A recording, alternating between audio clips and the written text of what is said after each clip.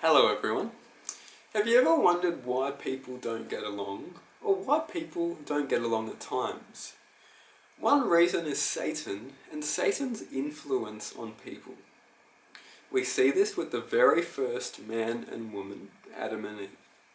Satan confronts Eve and tries to encourage her to do something that God had instructed not be done. That is to eat from the tree of the knowledge of good and evil. Eve, without consulting God or without consulting her husband, goes ahead and does so, and then encourages her husband to do so as well. Adam, without consulting God or clarifying with God, does so and brings about the fall of the human race and brings about the curse on the world. Let us look at why Eve fell and what did Satan say to her that caused her to fall. We read about this in Genesis chapter 3 verses 1 to 6. Okay, let's open there and read. Now the serpent was more cunning than any beast of the field which the Lord God had made. And he said to the woman, Has God indeed said, You shall not eat of every tree of the garden? And the woman said to the serpent, We may eat the fruit of the trees of the garden, but of the fruit of the tree which is in the midst of the garden, God has said, You shall not eat it, nor shall you touch it, lest you die. Then the serpent said to the woman, You will not surely die, for God knows that in the day you eat of it, your eyes will be opened, and you will be like God, knowing good and evil. So when the woman saw that the tree was good for food, that it was pleasant to the eyes, and a tree desirable to make one wise, she took of its fruit and ate. She also gave to her husband with her, and he ate. So there we learn about the conversation, and the first thing to note is that Satan is cunning. He is more cunning than any beast of the field. We learn how Satan's first question was, Has God indeed said, You shall not eat of every tree of the garden? So Satan's first strategy was to undermine the commandment itself, was to deny the existence of the commandment. Perhaps you can relate to this from your past, where Satan has influenced you to deny the existence of a commandment or the reality of a commandment or an instruction that the Lord has given you. Eve's appears to have not budged at this stage, because she responds, verse 2, And the woman said to the serpent, We may eat the fruit of the trees of the garden, but of the fruit of the tree which is in the midst of the garden, God has said, You shall not eat it, nor shall you touch it, lest you die. So Eve stands strong, repeats the commandment to Satan, and appears to have been well versed with the commandment, given she was able to recite it so clearly. So then Satan says, Then the serpent, verse 4, Then the serpent said to the woman, You will not surely die, for God knows that in the day you eat of it, your eyes will be opened, and you will be like God, knowing good and evil. So Satan then tries to get Eve to think that the consequences of disobeying God's instruction won't be as God said. It will be actually a good thing. You will know good and evil. You will be like God.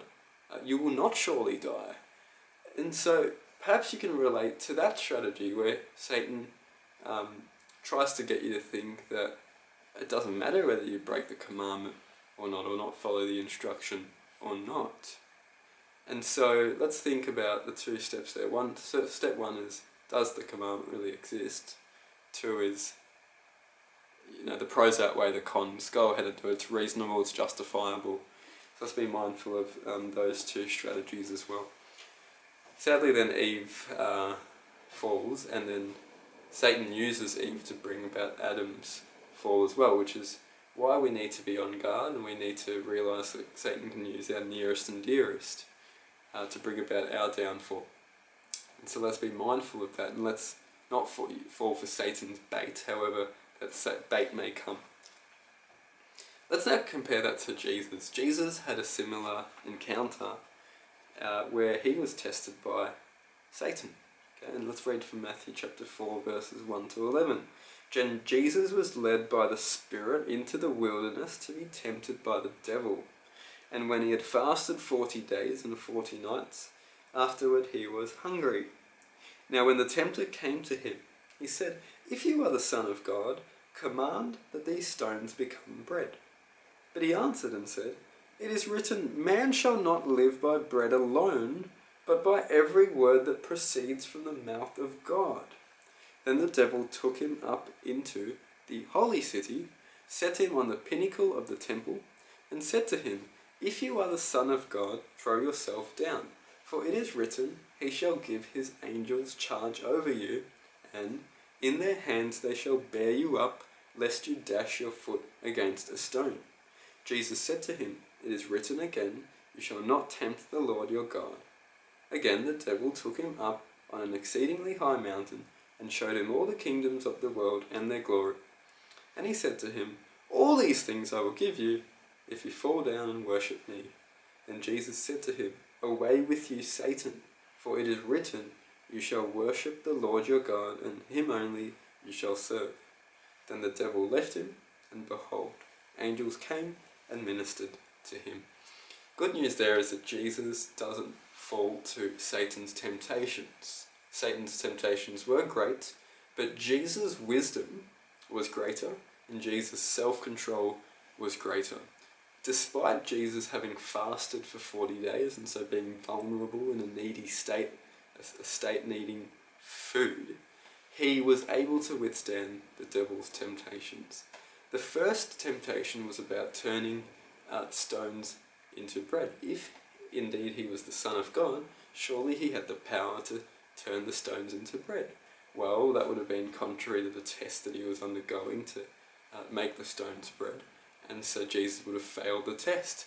But Jesus says, "Man shall not live by bread alone, but by every word that comes from the mouth of God." So Jesus passes that first stage of the test and is not convinced.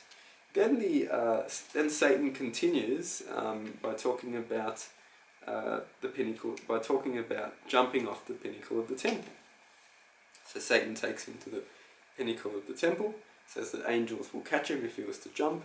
Now someone who overly desired fame or attention or honour or recognition may very well have been tempted to jump, because one could imagine the glory that may have been attained if people were to witness a person jumping off the pinnacle of the temple and being caught by angels.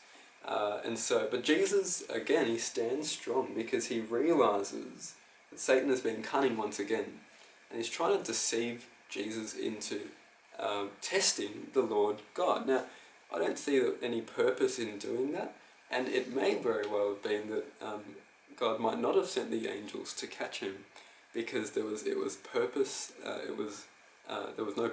to it. There was a lack of meaning. There was lack of substance behind the ploy.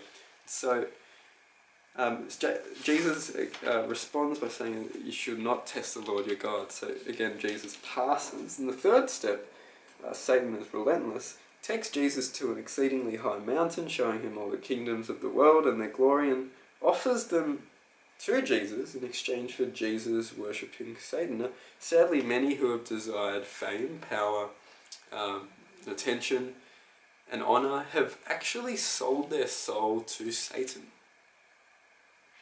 And they have done so by worshipping Satan at the expense of their livelihoods. They've done so by doing things that they shouldn't have been doing in exchange for power, in exchange for fame, in exchange for likes on social media or followers on social media. We've got to be careful that we don't drop our standards or our values in search for fame or honour. And so, brothers and sisters, we can win this battle against Satan. You know, regardless of how good a day you're having or how bad a day you're having, Satan can attack you at any point in time. whether we are poor, whether we have been poorly treated, whether we have been unfairly treated, whether we are vulnerable, whether we are not vulnerable, whether we are young, whether we are old, whether we are middle-aged. Satan can attack us, whether we are experiencing any sort of emotion, whether we are happy, whether we are sad, whether we are rich, whether we are poor, whether we are single, whether we are married, whether we are very stressed, whether we have a lot of burdens, whether we are stress-free, burden-free, whether we are famous, not famous, whether we are provoked, whether we haven't been provoked. Satan can attack us. And the way to overcome these attacks is to have the mind of Christ. That is, to have a mind of wisdom that is able to discern when Satan is being deceitful and cunning and trying to work on you, and having the self-control over the flesh. Now, self-control is the fruit of the Spirit, and so being in tune with the Spirit and walking with the Spirit will help you to have the self-control so that Satan can't push out our God-given desires within God-given parameters to evil extent.